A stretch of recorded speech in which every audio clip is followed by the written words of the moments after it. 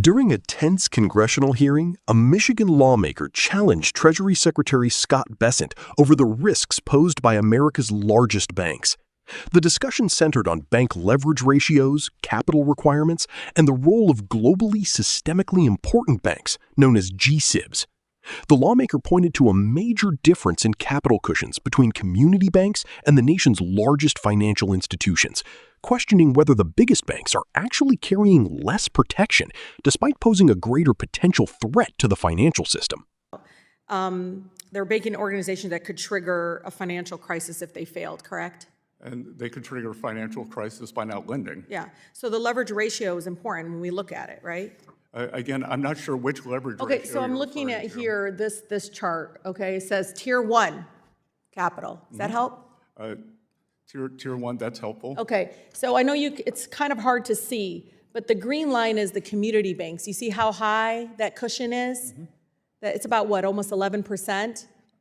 I know you can't see it. It's fine. I was going to enlarge it for you. As an act of good faith, I'll take your word. Yeah, so the largest bank capital analysis for the Federal Reserve Bank of Kansas City, it shows that last June, the Tier 1 leverage ratio of community banks was at 10.83%. For the banks that pose the largest threat to global system, what they call GSIBs, this is the big banks, the ones who take all the risks. You know this, right?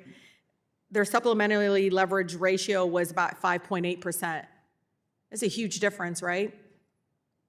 Correct. Okay, I'm getting there, I promise. Okay.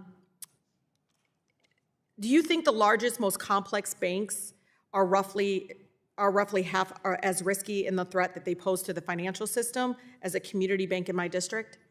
Well, I think, Congresswoman, that what you're neglecting to think about is the composition of the assets and the capital. So the capital at the GSIBs can be much more liquid, where the banks in your community are much more, as we're used to seeing in the movies. Well, let me explain to the public why community. Yeah, I understand. Community banks, though, lend out equivalent about 75% of their deposits to real economy. Some people refer to it as Main Street, but we call it the real economy. People, families, communities. The largest banks only lend about 40% of their deposits into our real economy. Instead, they rapidly expand their loans to hedge funds and private equity that you're calling liquidate. They can liquidate, right? Is that what you're saying? Is that what you're saying? No, I'm also saying they hold a much higher. Yeah, but the big banks are the ones who keep failing, right? What's that? The big banks are the ones who keep failing. No. Many small banks. Well, that's because they're getting pushed out. We're not actually supporting community banks. Well, as I've said, I think more than 100 times today, I support community banks, and what I don't want to see. You could say it, but you got to do something about it. But listen, so Trump's I've met with more than 200. I know, Mr. Secretary, but this is pretty bad. Because the fact that community banks in my business have almost twice as much capital percentage-wise compared to banks that pose the largest threat to our financial system, that shows that just how much playing field's tilted towards Wall Street.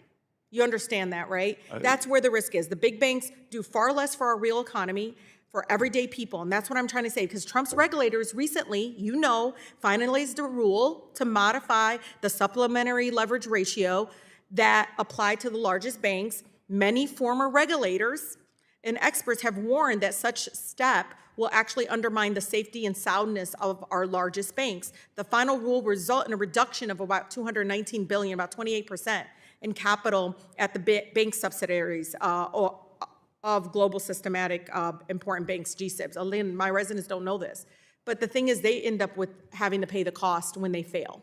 And so I'm just trying to stress to my colleagues how important it is, because Secretary, last November, didn't regulators reduce it, again, the capital requirement, right? Yes or no? They did. Congresswoman, I want to be polite, not say it's naive, what the road you're going down, but much of the excess capital has been invested in the U.S. Treasury market, and keeping those yields low helps the borrowers who want a mortgage or a small business or an ag loan. But are you paying attention how much they are lending versus community banks?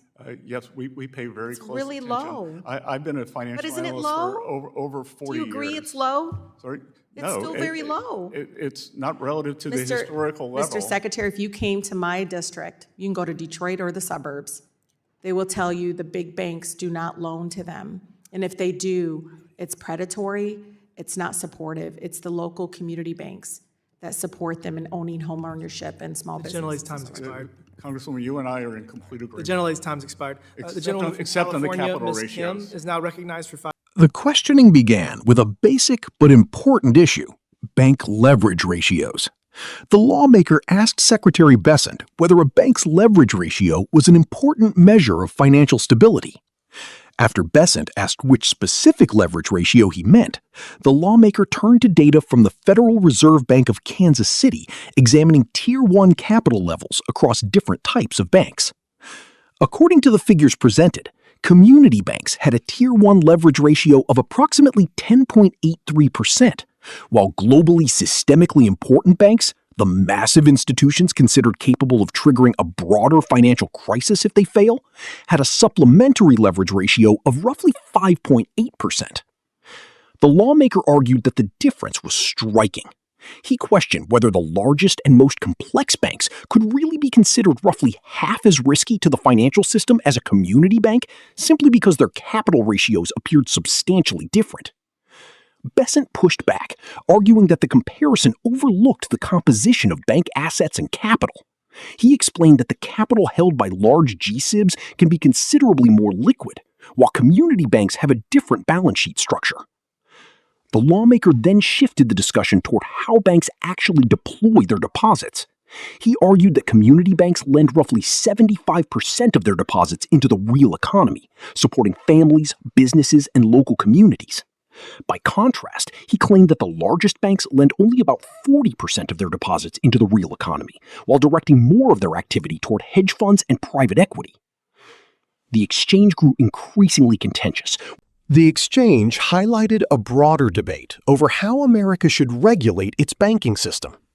The Michigan lawmaker argued that community banks play a critical role in supporting the real economy and questioned why the largest financial institutions appear to operate with significantly different capital requirements, despite potentially posing systemic risks. Bessent, meanwhile, defended the existing distinctions between large and small banks, emphasizing differences in asset composition, liquidity, and capital structure.